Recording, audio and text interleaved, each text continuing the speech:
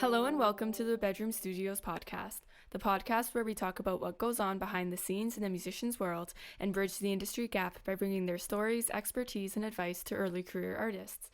Subscribe to join us for a fun chat about life as a creative person, tips and tricks for pursuing an artistic career, navigating the music industry, and more.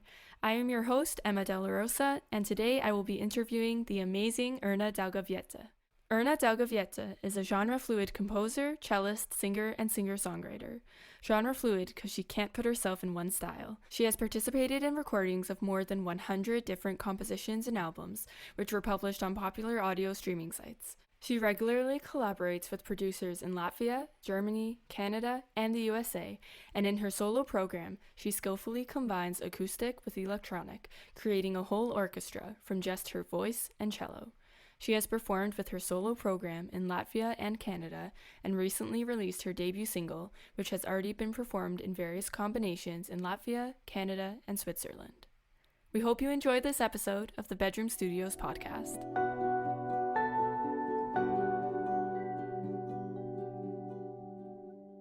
It's good to see you. How are you? Yeah. Good to see you too. I'm good. I'm missing Canada.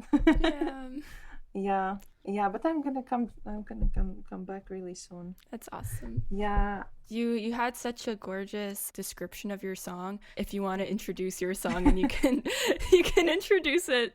So I'm not gonna read it out. Yeah, about my song. Actually, you might think that it's so well written, but actually my mind is so chaotic, so I just use ChatGPT. I just put everything about this song in ChatGPT, and it gave me like this perfect press release. But I do the same thing though. I do the same thing. It's like a very sophisticated thesaurus. Yeah. But it really works. It does. Yeah, this composition it came to me 2 years ago as improvisation. I just improvised on the stage, and then people started to ask me where can I buy this recording, and I was like, what recording? Are you talking about improvisation? So I started to repeat it, and then one summer, I think it was midsummer, I understood what it is about, and it's about the emotions. Like the word vetra means vatra in my like, I don't know, this is kind of like my language, so that English people could pronounce this word correctly. It's like vetra, because if you ask them to pronounce vatra, it's difficult. And the name is storm. So yeah, this composition is about storm of nature and storm of emotions, about how important it is to accept all our emotions, not only good ones, but also like the bad ones. Yeah, basically we are used to be these good girls and good boys, and we are used to love ourselves only when we are happy and loving. But it's an art to learn how to love yourself when you're really angry, or when you feel rage, or when you feel jealousy. And it's like how do you say it? It's really nice when you can feel the whole spectrum of your emotions, of your inner side. And yeah, so that composition is about that, how to find all these emotions what we feel inside of us, and how to correctly relive them, live through, and put them somewhere, either into art, or maybe, I don't know, if you feel angry, just go punch a pillow. I don't know. There are so many things you can do.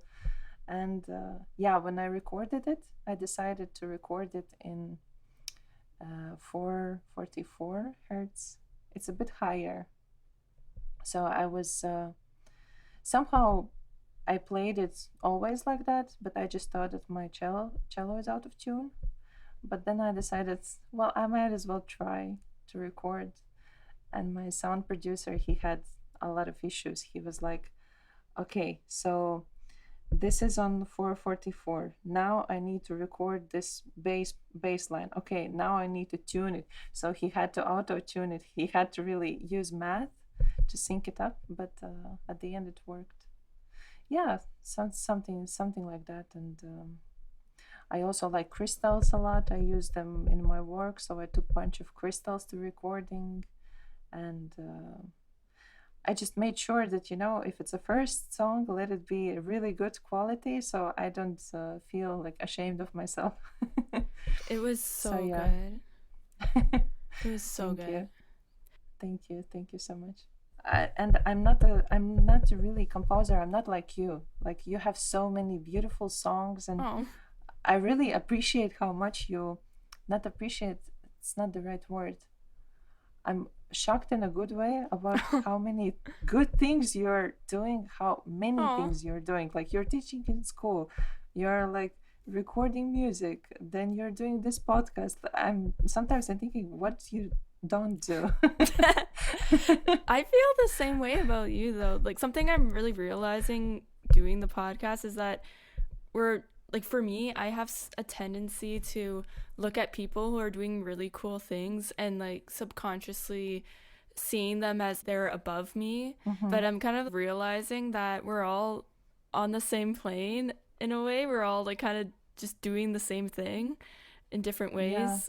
People listening to the podcast who don't know, we met when you came to Toronto, and I found it so remarkable and amazing what you were able to do in just such a short time of being here. So you did a lot of open mics, you were performing, you were jamming with people, and then you were getting invited to play all of these shows and like really like doing the thing. You were doing the music career thing, which is, and how long were you in Toronto? Not that long. Yeah, I think those were just 3 months. Yeah. Yeah, Yeah. it's amazing. Yeah, thank you. Jumping into the music scene in Toronto, what sort of goals did you have and what did you want to accomplish musically when you came?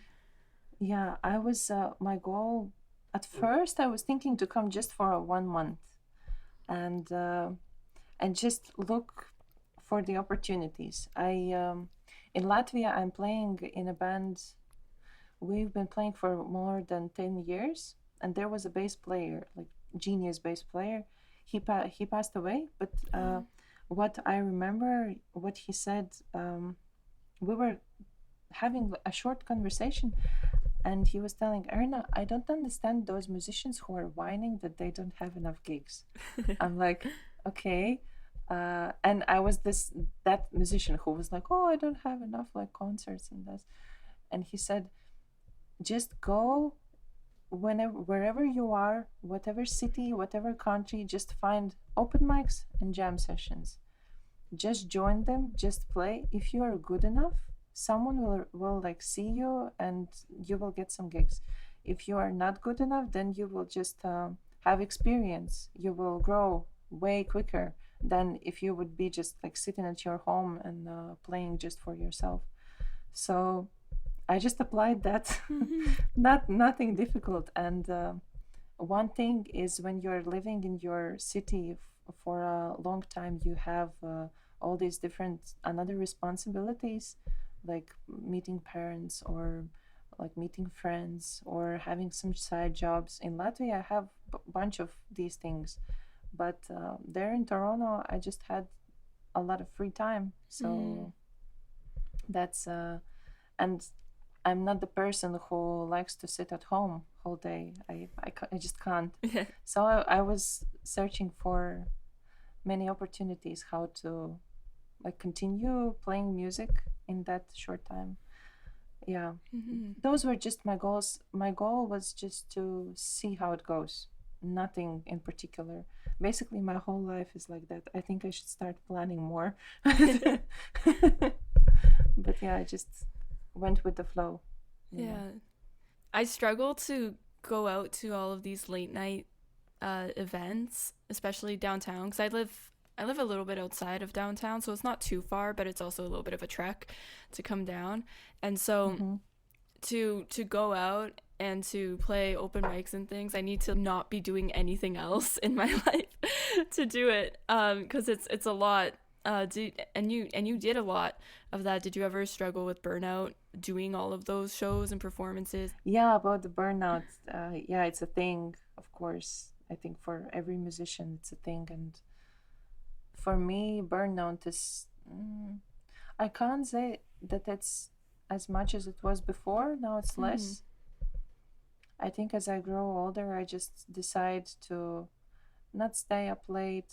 For example, there is a concert, yeah, and people are like, "Oh, let's have a party, let's have drinks." Now we party after the concert. I'm usually the person who is like, "Okay, I'm gonna go home and sleep," because I have a concert tomorrow and day after. So yeah, and I just make sure that before gig, I always take a good rest, Mm-hmm. um, and I meditate, and I here in Latvia it's a bit easier. In Toronto, I haven't been in big parks yet, but nature really heals. Nature really helps you to gain that energy back. If you're really Mm-hmm. tired, just go take a walk, like 30 minutes barefoot in the forest. Not in winter, maybe, but like in the summer. Yeah. And you will feel way better. Like literally, nature helps a lot with burnouts. Mm-hmm. For me, maybe for some other people, not so much. But yeah, that's the thing. And learn how to say no also to things which you don't really. I Today I saw this. I think you posted it on the story. This Maybe. triangle. Yeah. The Yeah. Yes, yes, and that's so I forgot genius. about that. And that's so genius. Basically, now I'm gonna apply that to my life. Basically, there's this triangle, which every musician should use, whether when they're joining some new bands or something, doing new projects. It's the vibe, money, and I think it was time. It was money and the music. Ah, So, the or like music. Yeah, the money, music. yeah. So if I and actually I've applied it also before. If all three aren't covered, then I already know in my heart that that particular band or setup is not gonna last for me. And I Mm-hmm. just don't put like 100% into that. Of course, when I perform, I put 100%, but all the other parts like rehearsals or just catch-ups or conversations, I just don't really like put so much energy into that. Mm-hmm. So yeah, I think my approach is you put 100% in the concert, rehearsals as less as possible, and you rest a lot. Mm-hmm. That's my approach. Yeah. Yeah. With the triangle, I was something that I really took away from that was for my own band. Like I operate more as a solo artist, but um like I'm this year I've been really trying to put together a band, and I feel that right now it seems like my band members are enjoying themselves. Like they're happy like with the people. Yeah, Seems of like they course. I like really enjoy. yeah. Oh, Yeah. they're the best. But like it seems like so the vibe is good, like the people are good. I think they like the music. So like I think those two are covered, but I'm struggling to do gigs that make a lot of money. And so for me, I'm thinking, okay, as the person who's kind of leading this, I want to make it worth it for my band members because I want this to last a long time and I want to do more things with them. So when I'm planning gigs in the future, I want to think of creative ways where we can make more money so that I can actually like Mm-hmm. compensate them for the really amazing work that they're doing. And so that all three of those sides of the triangle are Yeah. fulfilled. So that's sort of Money what's on is my mind right now. money is really important. What I learned, I started. Of course, I can't say this about Toronto because I haven't had many gigs. Nobody knows me. Like there, I'm ready to play for $5 just so that people will know more about me. But here in Mm-hmm. Latvia, and you could use this just set up a price for you, and maybe some places won't be able to pay you that, but you just keep in mind that okay, Mm-hmm. this is my price, And then, for example, places which can cover it perfect, you can relax about that. Places which can't cover that, maybe you will get from donations. Like, you have these tip jars. For me, so many times it happened, like, place can't afford me, but I'm like, okay, I will still play. And just recently I had this one place said that we can only give you percent from the bar, but if you really want, you can place a tip jar. I'm like, okay, fine. And by the end of the concert, they are giving me this card where is percent from the bar, and it's like 10 euros. It's 15 bucks, 15 bucks. And in a tip jar, it was 150 bucks. So whenever you put your mind to it, whenever you have this like price, then somehow it just it happens. And also like manifesting and also maybe try to look for more places where to go. Maybe some concerts where you can really, where people are buying tickets. And it's, for me, it's also a struggle. I'm still like learning. I wanted to tell you about this conversation I had a while back, because I work at a music store, and they have an open mic on Sundays. I'm not there on the Sundays, but they have it on Sundays. And so I was talking to the person who does the front desk of like the music lessons. We were just chatting, and I was telling him I was playing the show, and I was playing with this awesome cellist, which was you. and he was like, "Oh, there was a cellist here on Sunday. Her name was Erna." And I'm like, "That's the person that I'm playing my show with." And something that really, really stuck with me. He said that when you hear her play, she's someone that you remember. She's someone that you don't forget when you hear her play. And that really stuck with me. It made me think, I'm like, okay, like when I play shows, I want to think of like what comes natural to me. What do I do really well that will stand out and that people will remember when they see me perform? I want them to like have it in their brain even when they leave. Yeah, so... that's I'm blushing now. Aw. But the thing is, I think one sound producer here in Latvia, when I asked him, but okay, why people choose me? Why people choose, like, out of so many, we have so many talented musicians in Latvia, of course in Canada as well, but in Latvia we have really small country and really big percent of musicians, and all of them are like really good. So I was asking him why people choose me as a cellist. Not all of them, but some of them. And he said, you have this, you play well, maybe your technicality is not so good, like you can't. I disagree. Maybe play well, compared to musicians who are here maybe I can't play Passacaglia or this super technical, I don't know, I forgot all the names, but okay. Maybe I can't play Shostakovich or Paganini so well, but what I do well, I put my emotions into my music. I shut my brain, I shut my thoughts, and I just, everything that comes, I transform it through emotions and then to music, basically. And also when I sing, I don't just sing words, I sing the feelings. Any song, if I sing, I just remember, oh, this song is about that. Okay, how would this make me feel? And with instrumental music, it's a bit easier because you can play and cry, You can't sing and cry, or you can't sing and have this anger in you or something.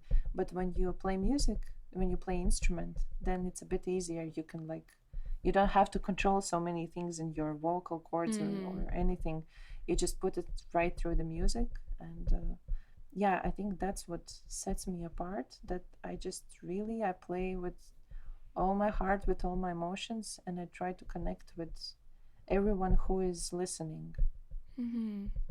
it's also what I've been taught in school. Like if you have a really big hall, you don't play to the first row. You play Yeah. to the hundreds, like to the person who is sitting in the back, maybe who is outside. You play for him, and then somehow your aura takes the whole place. Yeah, so Yeah. maybe, yeah, that's how I would explain it. Yeah. Yeah. What you were saying about like the crying, I really feel it at the end of your song. When your voice comes in, I know you were talking about like the voice being kind of separate from that, but when your voice comes in that song, it's almost like a cry, if that makes Oh, sense. yeah, yeah.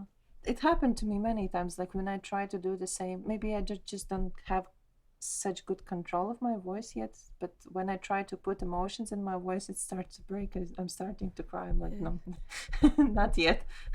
Sometimes it's like what really gets people, really hits them in the heart. Yeah, that's Um, true. That's true. I feel the same way though. Um, I think that kind of like influenced how I sing because I'm trying to get better at singing and having more control, but you can kind of hear that I'm like putting in the emotion and I'll speak some of the words or like some of the words will be out of tune, but it kind of adds to it. It adds to the performance a little bit. I don't know, I hope it does. Yeah, yeah, yeah. I mean, I had chills when I was playing with you, Oh. so everything is good. Oh. just, You're so just sweet. thank you. But you too, and just try more, try put emotions because at this point, people are not really. We are so dopamine addicted, and also we need like all the time some kind of. We need all the time that our emotions get touched. Yeah. So perfection is not a thing anymore. Nobody cares about perfection. They care about the feelings. They care about this dopamine hit. Maybe because I'm so addicted to dopamine, that's Mhm. why I always make sure that performance is interesting at first for me, and then maybe it will be interesting for listeners. Yeah. Yeah.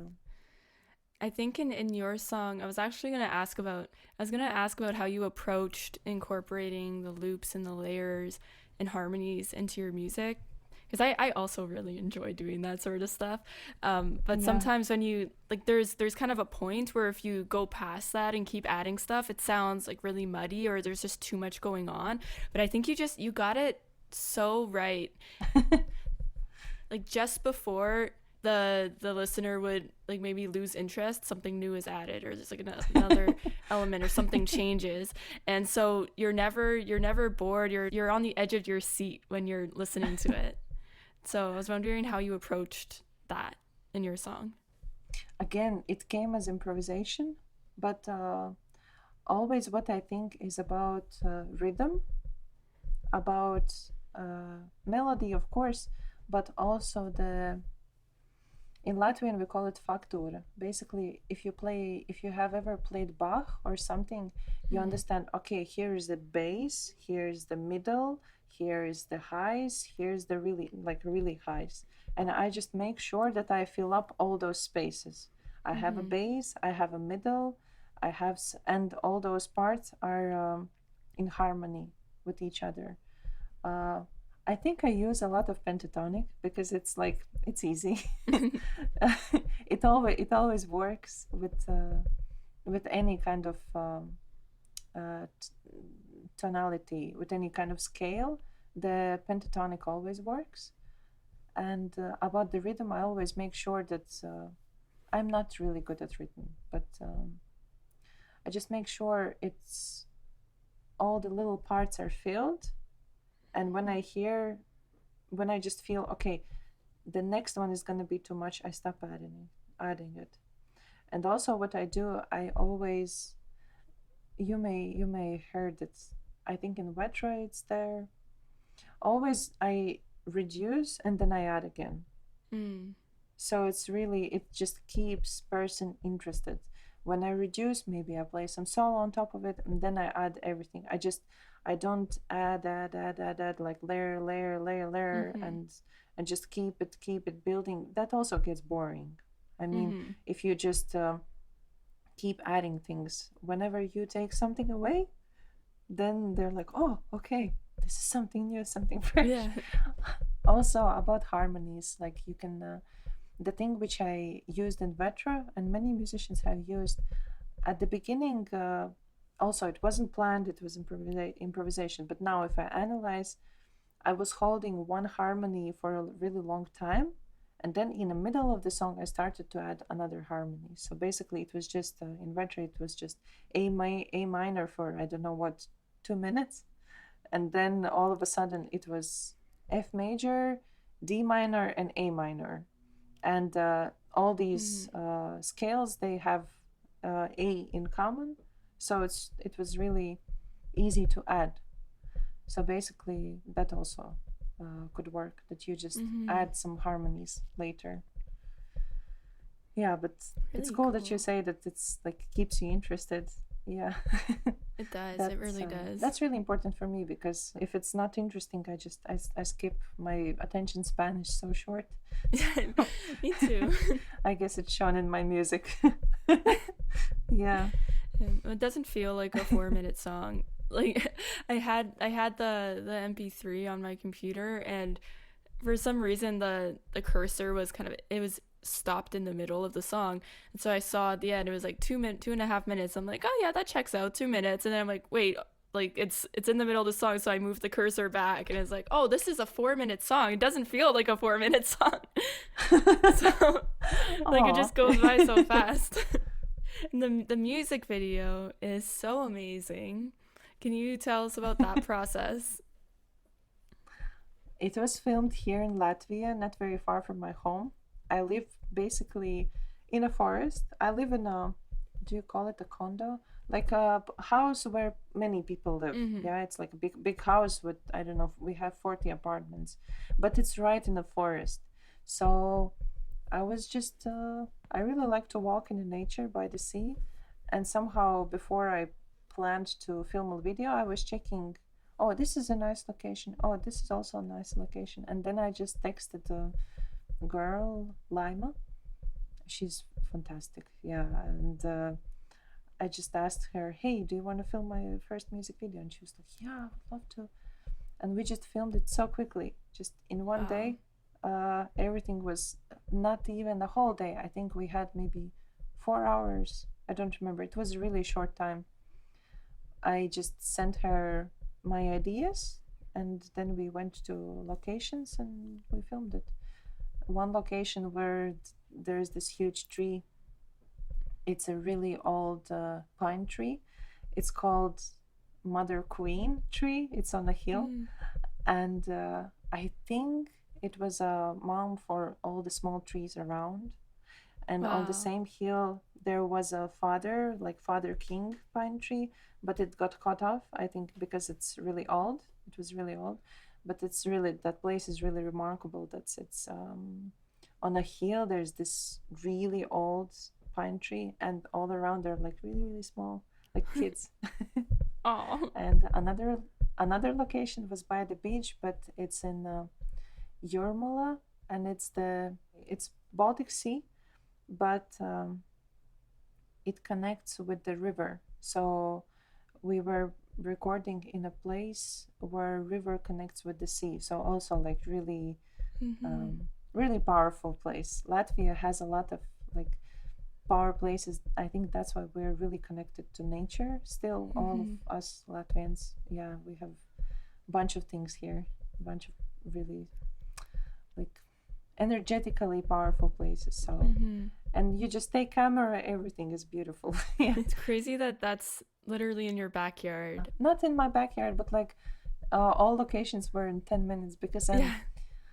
I'm productive person, but I'm also a really lazy person. So if I can find some location really close to me Yeah. and it works, I'm like, I don't need more. Yeah. And it worked. Yeah, I think the clip turned out pretty fine, pretty Oh, good. it was amazing. Yeah. So you studied music production as well in school, right? In high school, yeah, not high school, but like college. Yeah, Yeah, I like got undergrad. bachelor's in. Yeah. The reason why I ask that is because I feel like in Canada, especially with classical music, everything's very separate. Like if you're studying classical music, there's not as much crossover.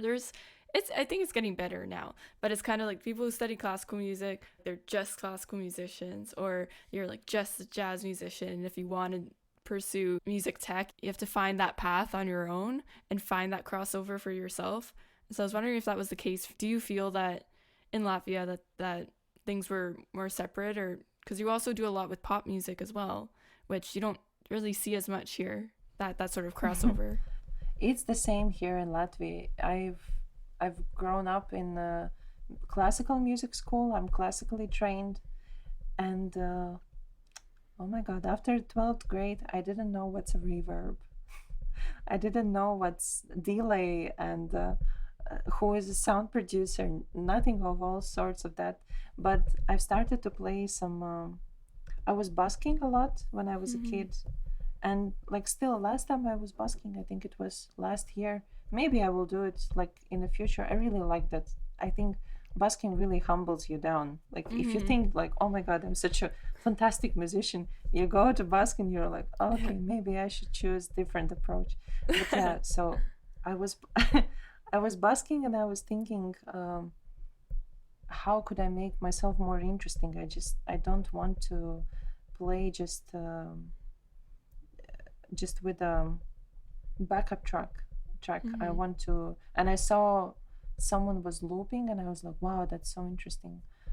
But at that time I didn't understand anything, and we are really separated. Yeah, classical is classical, jazz is jazz, pop is pop, and it's like the three different worlds. And at one point I was just like, but I want to know everything.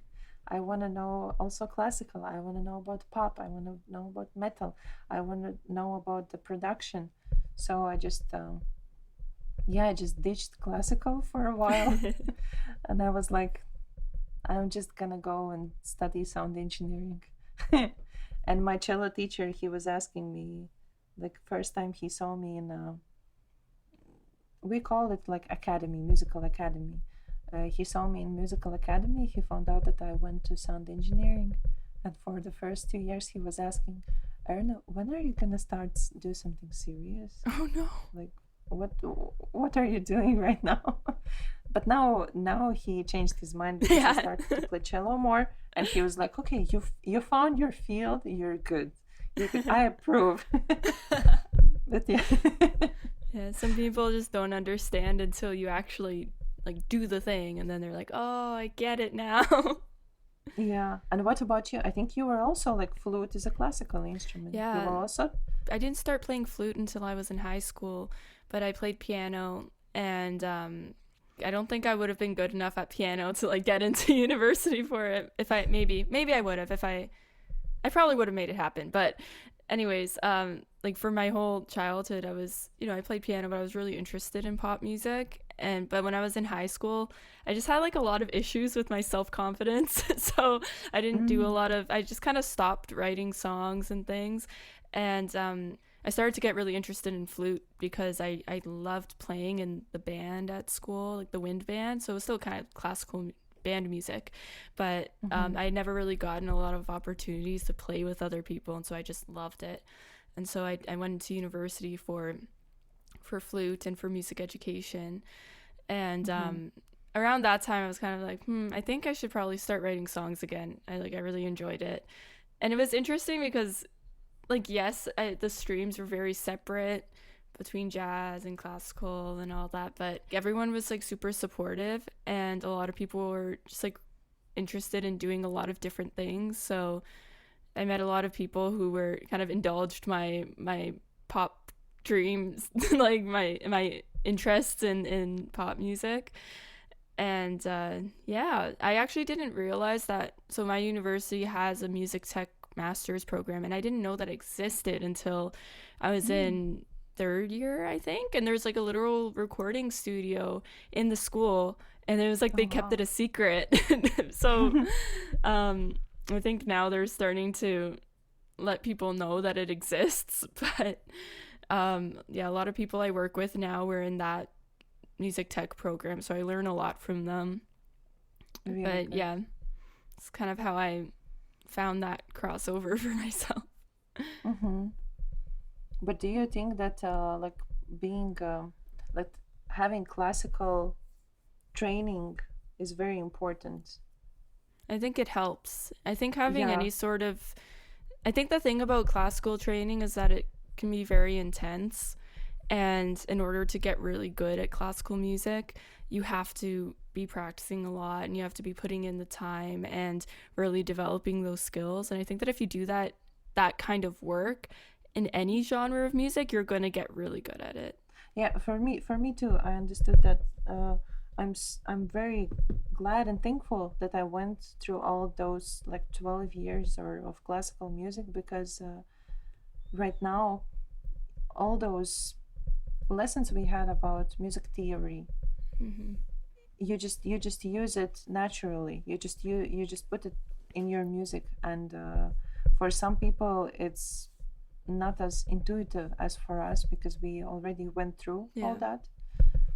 But I also know a lot of examples, and I'm playing with one who started to learn the Richard. He started to learn his guitar from zero when he was 20 years old. Now Mm-hmm. he is one of the best guitarists in Latvia, and he's like famous and really talented. So Wow. it's not necessary, but classical training definitely helps.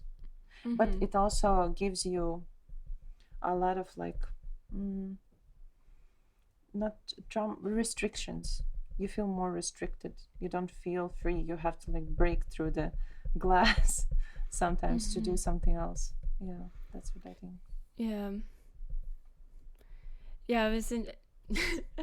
I remember when I told my flute teacher that like I made pop music, and cause this was when I really had my first release, and so I sent him one of the songs, and then during one of my lessons later on, he was asking me to sing the melody of the piece that I was playing, which is actually like a really good strategy when you're learning a piece of classical music.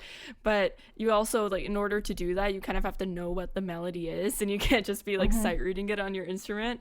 And so I was Yeah. like nervous, and I'm just kind of like not really doing it right. And he's like, come on, I know that you can sing now, so like actually sing it. I'm like, oh Oh dang no. it. Yeah. Oh no. Yeah, that's actually a really good trick. If you can sing it, you can play it. Mm-hmm. Also, you don't have to always play it. You just sometimes I prepare for concerts. I just think. I just put my hands on my arms, like on another arm, and I pretend that I'm playing cello, and I'm just, oh, okay, this goes there, this goes. Okay, fine, I'm ready. Yeah, it's I like being able don't. to audiate it. Yeah, exactly, exactly. I'm wondering if you could tell us about a really memorable performance you had, kind of what that was like. Mm. I think now I can really say it, because before, like a year ago, I never had. I wasn't like, oh, this is such a memorable. But now, yes, I had the opportunity to play with one musician. He's playing. He's really famous. He's a DJ slash musician. He does everything. Um, his name is Chantel. He plays some Balkan music, many kinds of some Italian stuff also, and his most famous song is Disco Partizani, and it's like really fun. And the thing about his concerts, and what I learned so much, like people come in Latvia, we played in Latvia. People are so reserved, so like calm, so serious. Yeah, such serious people. And concert starts, everyone is sitting applauding, really like really nicely, really well behaved. Third song, some people start to dance. Fifth song, 70% dance. Last song, everyone is crazy, and there are people on the stage, and they're Oh, dancing and they're jumping around, and it's like, and it's crazy how he does that every concert. In the last songs, everyone is just like crazy. They go crazy because yeah. the he's putting so much energy into those people. He's if for example, in our concerts we put some like lyric songs, like slow songs, romantic. He doesn't have that. Just every song is more. And when you have experienced that, you just can't go. you can't go back. And I came to Canada right after that, so I was still warm. I was having tour with him. I was touring, so all of those concerts were memorable because every concert was like that. Like people are jumping around. We played on a old boat, Soviet boat, which was like and people were in that boat inside, and it was, I felt that it was a little bit even shaking at some point. So crazy. So yeah, I just, from him I learned how to work with the crowd, Yeah. how to try to like touch their feelings, you know, how to make them a bit emotional. And also with femininity is really nice when you can actually use your femininity on a stage. It's also really like attractive when you can put these feelings inside of your performance. But yeah, that's the most memorable, like how crazy it was. Even I just put cello aside and I started to like dance around and play, and all those melodies also, they're difficult, like how they're playing. It's very high level, but they are making this, it's so effortlessly. He has a whole band. Yeah, the whole band is playing. They're like so talented and playing so effortlessly. Yeah, so that's my highlight for now. Let's see what will be like in 5 years. But yeah, Yeah. yeah, that's my highlight. I always love seeing bands that can really just like make the crowd dance and make them so excited. I've been trying to write more like energetic and upbeat songs. Not because I mean I love a sad song. I love sad songs, Yeah. but like I'm it's like makes me so excited to write a song that is exciting to play on stage. And so I'm kind of like thinking about like I want to write a song where I can jump up and down while I'm performing, or that I can walk around on the stage and like just really get excited about it. And then maybe the audience will also get excited about it. Yeah, if you have fun, then people will have fun, definitely. If you are having fun, everything which you are projecting from yourself, people will read it. If you don't really enjoy what you're doing, people will read that as well. Yeah. I, I had many concerts when I was like, you know, when you burn out and you have so many concerts, and it didn't happen in Canada, but it happened like before, like when you can really see by my face that I'm tired, Yeah. and people are like, not all people, like, but those closest to me, they're like, are you okay? Like, you okay? You need some rest? I'm like, yeah, I need some rest. But yeah, it's important that you write songs which, yeah, make your mood better, or like sadder, whatever, which like touches your feelings. It's really important. Sometimes you need both. Yeah. Or like the angry songs. Those are fun. Yeah.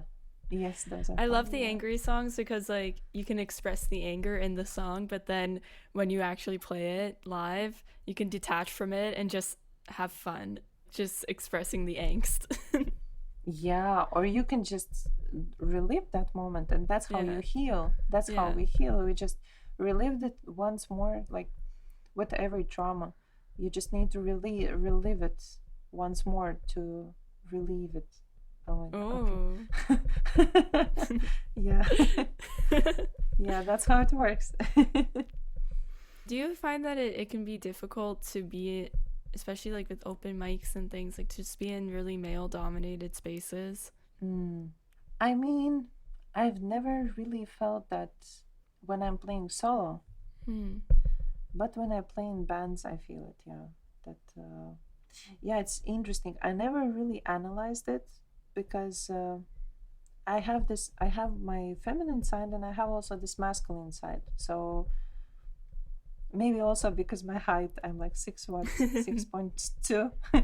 So I don't really feel that male domination.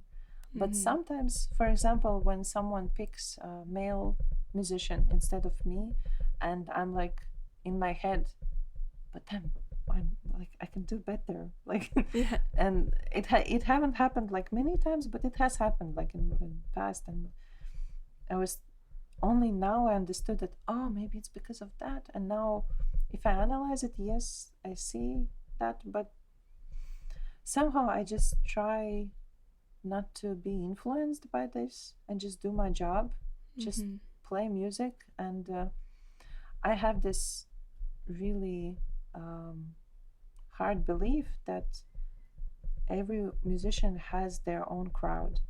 Every musician has their own group of fans. And if you don't have yet, or you feel that people who are around you, they're not appreciating you enough, it's just not your crowd. It's just not your people. You just need to go abroad or go to some different places and try, and you will find. I mean, first open mic which I joined, first jam session, it was in Toronto. We went to some place which was completely male dominated. It was there were bikers, there were metal players, they were like 6.3 like foot men with these braids and this like America, Canada, like God, like this, and playing these hard rock songs, and I come with my cello. I'm like, where am I? And I was thinking, is this the Canada? Because I'm not gonna survive here. And of course, when I went to play there, they were like, "You're gonna play cello?" I'm like, "Yeah." Do you know how to connect yourself? I'm like, just give me a direct box. I'll figure it out. Okay, but how? Then I played one song. They're like, okay, I think you can go. Maybe you can join next time. And I know, if I would feel, oh my God, I'm male dominated. Oh, I feel so sad. Okay, they're not giving me opportunity. With that mindset, you won't go far. What I did, I was just like, okay, this place, I'm never gonna return there. Let's just search for different other places. And second place was in Cosmos School, which was completely different. So it's just if it's in your head that you feel that you're male dominated, you will attract these situations all the time. But if you don't have this mindset, you will still have these situations, but you will like approach them differently. In my mind, I just had a really fun time. and that evening was a bit weird, but it was a good like first experience for me. Like I went so far from my comfort zone. But I never have been so far from it. Yeah. I find that sometimes when I walk into places, especially because a lot of places they play a lot of like rock music and prog rock and metal, which is a genre I don't know a lot about, and it's just not really a genre that I play. So that's kind of like already one thing where I'm like, oh man, what am I gonna do when I come here? And I think like just like going to places, especially where there's like a lot of people for the first time when I don't know anyone, that's really scary to me personally. And so when I walk into these places, I kind of like walk in with the mindset of kind of reverting back to my insecurities of, oh man, like I don't belong here, or I walk in already looking visibly uncomfortable. And so trying to change my mindset about that as well, like you were saying. I'm also like the kind of person where like when someone tries to hit on me, like it makes me so uncomfortable on like a deeper level than I think most people might feel. And so there are some open mics where I'm like, damn, like overall it's a good evening, and so like I have to go back, I want to go back, but also like someone tried to hit on me, and I like, do I want to go back? I don't know. We'll see. Yeah, what I could recommend you is just imagine it as an act. You're an actress. Like you're not just actress on the stage, you're also an actress. If you really don't feel comfortable but you want to make like good impression of yourself, just act it out. Okay, today I'm this imagine how interesting it is. Like your style, you like this beautiful like dresses with flower prints, which I absolutely love.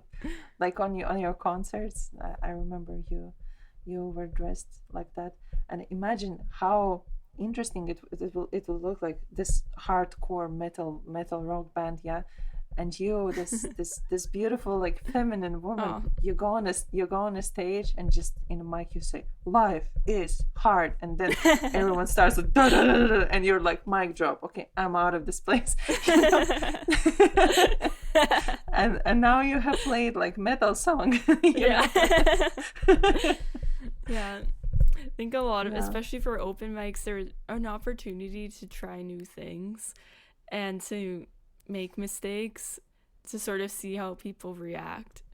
So I played at this one jam thing, and I had written something that was more like pop rock type of song, like kind of like Avril Lavigne inspired, and the person there is like, oh, like I'll play drums along with you, but it just like it didn't, because of the pacing of the song, it sounded very slow, and like because he was playing along with me and it was kind of dragging a little bit. I'm like, okay, that's like good to know, so when I go and rehearse it with my band, it could be easy to go slower than what we want. And so now I know that for when I'm actually rehearsing it. Yeah, it's just experience. Yeah. I think a lot of times when people are like mansplaining stuff, like it comes from in my experience, it comes from a well-meaning place, and I think it also comes from like me looking like visibly nervous, and look like I'm sure like when I come into these spaces I look like I don't know what I'm doing just because I'm nervous. And so I think a lot of that would be solved if I just stood up a little straighter and just had a bit more confidence in myself. You know. You already are really confident. Like, I mean, going on a stage and playing a whole gig, it takes a lot of guts, and not many men have it. So, but and female too. But about this mansplaining, I like to female splain. You know, Yeah. like whenever there's a mansplaining, I really like to show my feminine side. Like, it really works. And for some male who are really like this. Who really give this attitude, it's just when you play with them, it's just basically it breaks the ice. You know, so it breaks the ice. You can see their face change of, oh, she knows what she's doing, she's one of us. Yeah. Yes. And also with feminine, like with female, with women, what I really like to suggest to every woman is to work with her feminine side, to work with her sexuality, to work with her inner self. Like the more we work with ourselves, the more confident we are. And one really simple thing which any female can do is just go to some dance where you can move your hips, because all that energy which makes you not confident, it's really just in your hips, and when you start to move them around, you feel way more confident about yourself. Then of course you can do other things. There is this one psychologist. I think so. How do I think? It sounds right. Yeah, Stephen Reich, and he has written about 6 blocks of human body. It's somehow similar with 7 blocks. I'm sorry, 7 blocks of human body, human traumas in your body hidden, and it somehow goes similar with 7 chakras. And basically, there are 7 exercises for every these blocks. And for example, the throat block, it keeps you from speaking yourself so well. Then the chest block, it keeps you from like having desire to get something. Then the stomach block keeps you like, it makes you anxious and scared. Then there are 7 blocks, and I just understood for myself that I was also so insecure. I was so unfeminine at it, and it was just 3 years ago. It was just maybe 4 years ago. How I changed it, it's like day and night. And I think mostly it's of course I implemented a lot of stuff, but this work with my body, it made significant changes really quickly. And I just became really more confident. Now I just don't feel that anymore. Sometimes I feel maybe a little bit unconfident, but now, and it's genuine. I'm not hiding it. I'm not acting it out. I really feel good in my body, and people, can read it. So I really suggest that if you have any problems with your insecurities, just check about those 7 body blocks. And also therapy helps. Dancing helps, and moving your hips, like, it helps a lot with opening up sexuality. Yeah. It's so crazy how much we carry in our bodies, like how much stress just kind of sits there when we don't release it. Yes, exactly. It's just crazy realizing how much tension I held in my body then versus now. I don't know how I was able to sing at all, just based on the amount of tension I held in my throat and in my shoulders and I still do a lot, but it was insane. And releasing all those things, it's so necessary, especially as a musician where we're using all these small muscles. Yeah. I'm really glad you're working on that. Yeah. It's just thanks. The rest will come. The rest will come. You will feel better and better. Yeah. And I think therapy or any kind of work with yourself, I'm so happy that it's not considered something weird anymore. Like 10 years ago, here in Latvia, it was very weird. Even now, when I say to some people that, I was going to Latvian television, and there I was asked, like, how do I release my emotions, because it was about Vetra, about all that stuff, all the song, and they asked me, how do you release your, like, tensions, emotions? I'm like, I meditate, I go to therapy, I go to forest. And the speaker was like, there's nothing to shame about that if you go to therapy. Like, you shouldn't hide that. It's good. Everyone needs therapy, and everyone needs to work with their bodies, because we will always have something to work on. It's like endless, but it really helps. Yeah. There's so many things that had a lot of stigma about, or kind of those mental barriers of, I know that there's a problem, I know I should probably seek out help for this, but it's like kind of jumping over that bridge to actually do it can have a lot of baggage along with it, because we look at other people and we're like, oh, they have it so much worse, so like I shouldn't need to go to therapy, I shouldn't need to take medication or do XYZ. But I think even if it seems like it's small to you, getting the help will prevent it from growing into something bigger and something that's just completely unmanageable. So. Yes. And I'm so happy that people are doing it. Like, therapy is not easy. It's not. There are some traumas, like, for example, if you're a small kid and your parent didn't buy you a toy, for a grown-up is like, okay, fine by me, okay, I'll buy myself.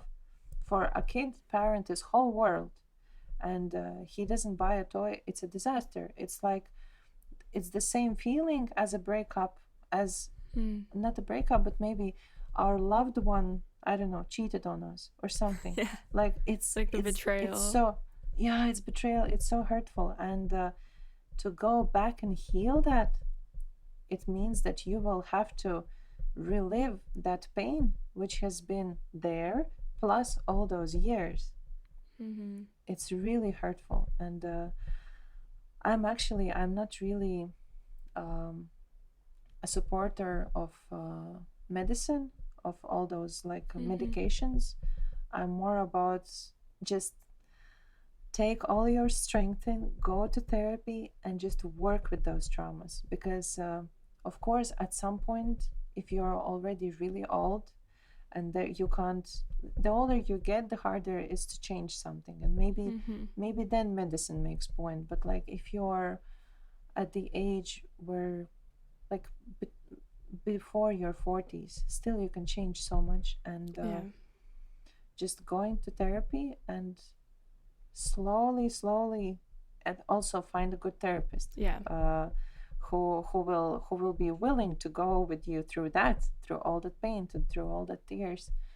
And for me, yeah, I had opportunity to start medications, but I was like, no. I don't drink antibiotics. I don't take antibiotics. The only thing the only thing which I buy in medicine stores, sometimes painkillers and condoms. That's it. Like, I don't buy many type of medications, but and I'm kind of a bit against it. But every person can do whatever they want. Yeah. But what I want to say, the most effective way how you can heal your traumas by going through that experience once again and then releasing it.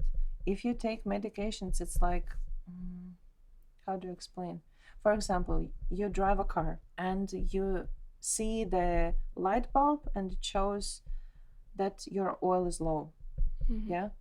What usually people do, they take oil. Okay, in Latvia, we do it ourselves. We open up the car, we check the oil. Okay, it's low. We pour the oil, then the light stops. What painkiller and some of the medicine which is meant for mental health, what it do? It just turns the light bulb off. Mm-hmm. It just turns the bulb off. It doesn't necessarily mean that problem is solved, but it's just easier to live right now because you're a bit more like calm. But still, you have to go through that. Still, you have to work. Yeah. Yeah. It's not a substitute for yes the therapy. Yes. And in my life I have many, like, I'm saying from personal experience. I don't know the statistics, and probably that medicine have helped many people. I'm not against it, but like from my personal experience, people whom I know who are on that type of medicine, they're not happy. They're just turning more and more unhappy, and it's just the process is not as fast. It's just way slower, but still, it doesn't really help them. But those people who went through therapy, went through that pain, relived those traumas, started to heal, they feel way better. And if they before wanted to take medicine, now they're like, I think I can do without it. And just they keep going through therapy, and just it gets better. That's what I think. But of course, everyone can do whatever they feel the best for their heart. And we need to be able to make those, kind of understand ourselves in order to make those decisions for ourselves, because it's not the same for everyone. But I mean, except like everyone should, you should go to therapy. That's kind of like the same for that's for everyone. I took like a small dose of an antidepressant for 2 years, and that was such a hard decision for me. And even when I did start taking it, I felt so much internal struggle because I didn't necessarily want to be on it. But it ended up being a good thing for me because my emotions and how they manifested in my body was so dysregulated that when I would go to therapy, I would get so emotional that it was kind of like my own emotions were a barrier for me getting the benefits out of therapy. But I agree with you on, like, for me anyways, this is my own experience, but I felt that recently, I recently stopped, like, got off of them, but I was becoming like really lethargic and really tired, and so it was hard for me to do a lot of things in a day, and it was hard for me to, like, I would need to sleep a lot, and it was hard for me to wake up early in the morning, and that I kind of felt that effect of like the numbing it. And I didn't realize that until after, because when you're kind of in that bad mental health space, like that's what you feel so tired. It's like kind of like you're on your own journey, and you have to like really look inwards to see what you need. And so when I found that I was in a good place with my emotions, and going on the medication and having everything subdued a little bit, allowed me to start implementing some healthy habits and like figuring out how to work with my emotions when they weren't as intense. And then now that I'm off of them, I can sort of sit with my emotions a little bit. I'm like, okay, I'm feeling sad right now, so I'm gonna let myself feel this, and I'm gonna paint a picture. But yeah, like I think like the thing I agree with you on is that we have to be careful when we're for about things that suppress our emotions or suppress ourselves, because when we suppress it, Yes. we're not facing it. And sometimes there are times where things need to be suppressed so that we can function and then figure out a way to face them. But yeah, it just has to, we have to really look within and think about it a lot. I Yeah. really agree with you, and I can relate for the feeling when you go to therapist and you just burst into tears. Yeah. Cause my first time was like that. I had a problem, and I came to the therapist, and he asked me, "Okay, what's the problem?" And I was like, "I don't know, Yeah. my dad." Ah! And then I started to cry, and just tears. And he's like, "Okay, okay, calm down. Come to me next time." Next time I come, the same thing happens. He's like, "Okay, we are gonna do hypnotherapy." So that's what worked with me. Mm-hmm. Still, like now I can talk with my therapist. Still, I will cry. Still, I Yeah. will have tears. Still, it will be. We, especially we musicians, we are so sensitive. Mm-hmm. We are so emotional. And it's totally normal because we need to be a bit crazy to play Yeah. music, right? We are not normal people. So, but hypnotherapy works really good. So I think maybe for those like you and like me who can't really express themselves, and there is this barrier, yeah, you Yeah. you can't cross your emotions, like your subconsciousness, your not but your consciousness is so scared to Yeah. let go and like to let your subconsciousness to speak.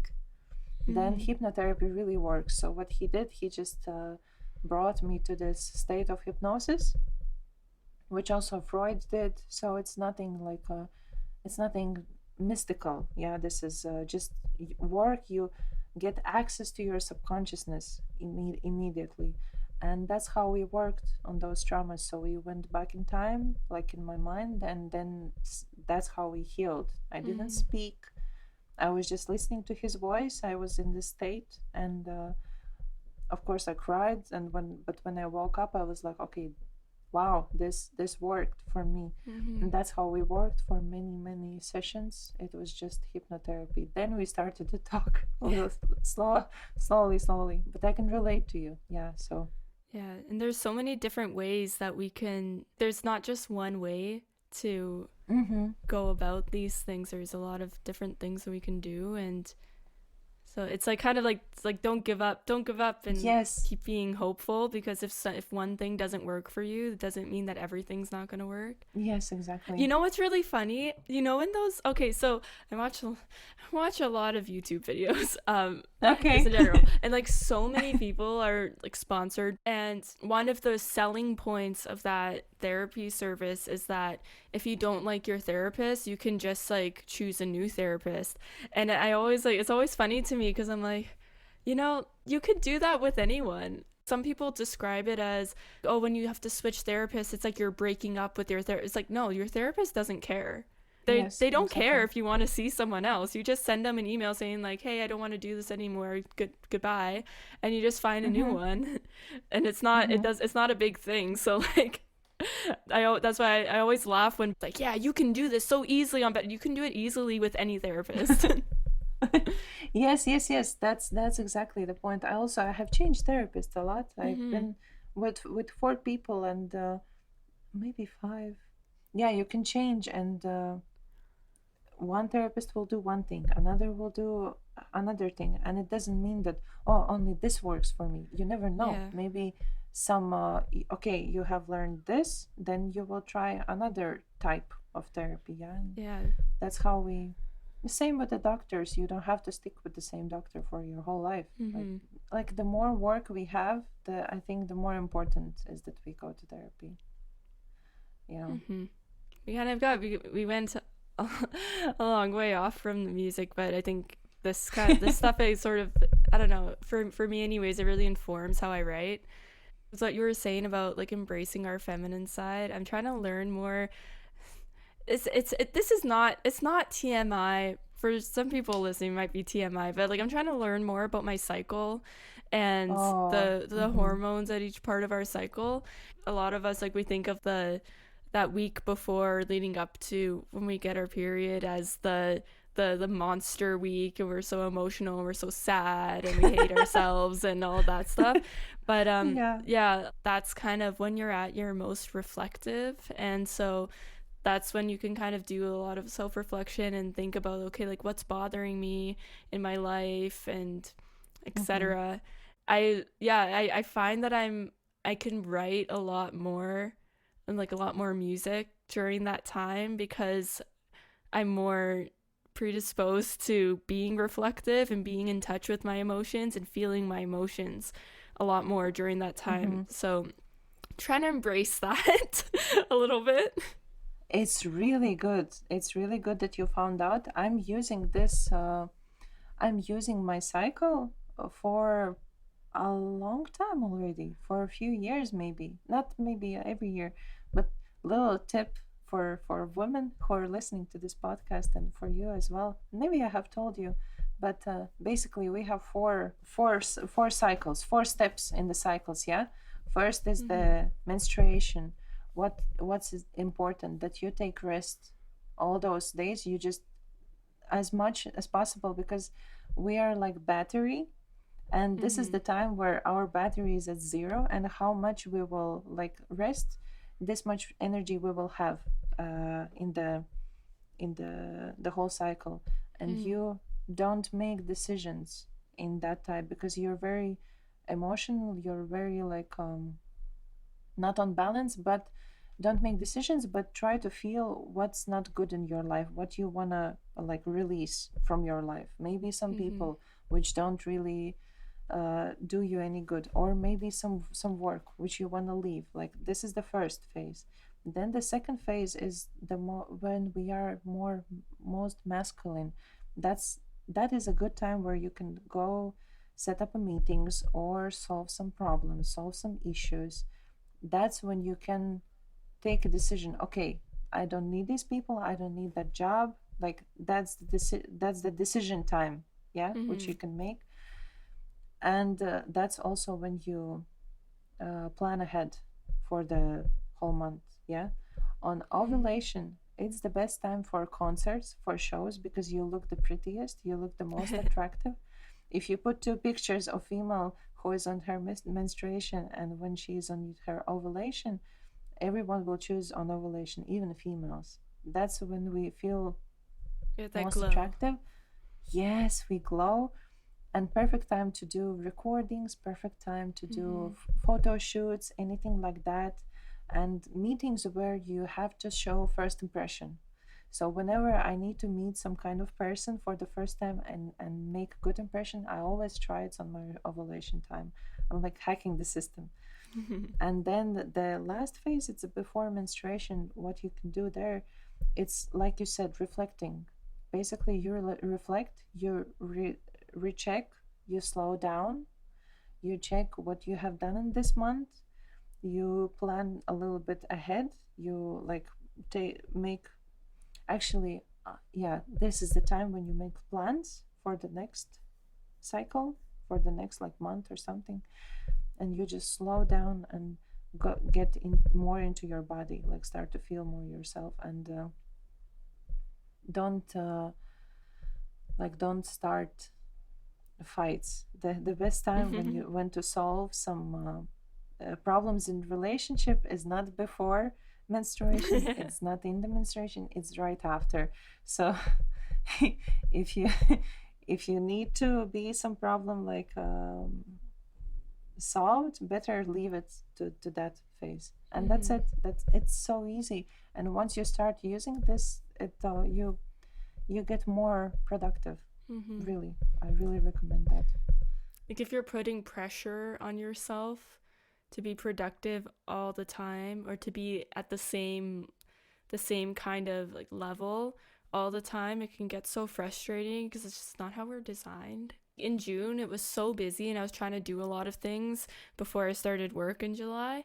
And so when I do that, I get into this zone of where I'm doing so many things, I'm being really productive, and then when all of those responsibilities end, I feel this like urge to keep being productive and keep doing all those things.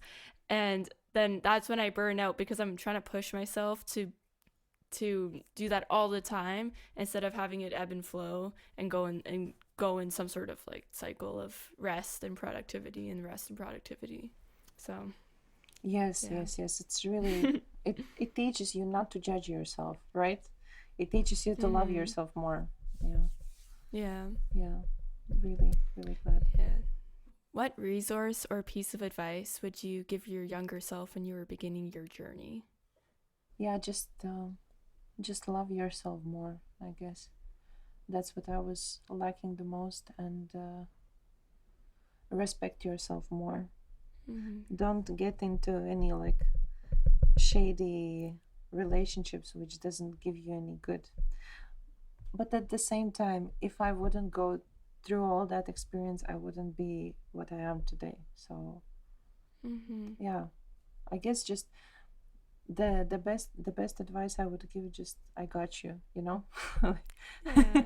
The Erna from the future, she got you, everything's gonna be fine. It's the one thing which also, like, if talking through therapy, like what I like to do, I like to go back in my childhood, in the most traumatic experiences where I was like, when I felt alone, yeah, and I like to go there and hug that little kid and say, hey, maybe right now you feel alone, but Big Erna, she got you. Everything's gonna be okay. Just everyone is around is stupid. They don't understand anything, but I got you. Yeah, I'm the big sister, and I'll handle everything. Yeah, so I think that's what I would say. Like, I got her. I got that little kid. Yeah. It's always nice to know that there's someone looking out for you, even if that person's your future self. Yeah. And do you have a music recommendation for our playlist? Yeah, I sent you, I think, that Fehu song from I think it's Fehu. Yeah. Some of those I sent. Yeah, I listened to so many music compositions. So when you asked me question to like send you some songs, I didn't understand what to send you, because I'm mostly listening to some relaxing music right now, because just there is so much music around me. So I like to listen some ambient stuff. That's it. But what really inspires me is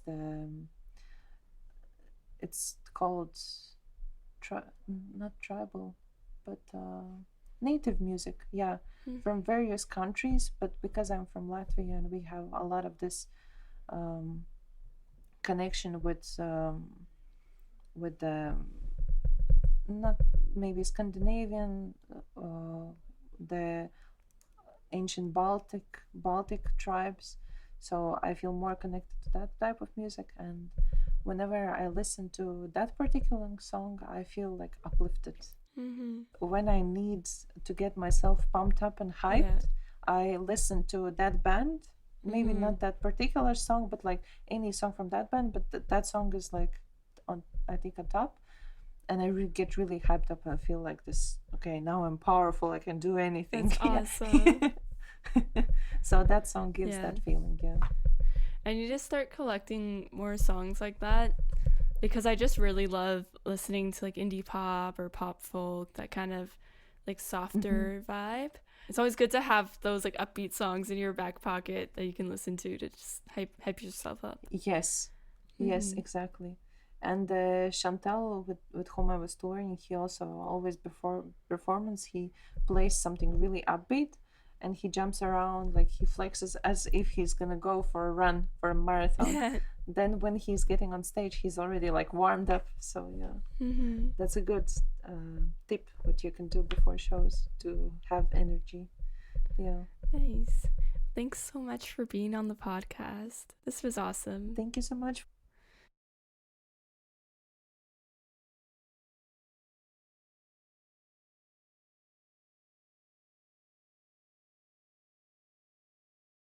Thank you so much for listening to this episode of the Bedroom Studios podcast.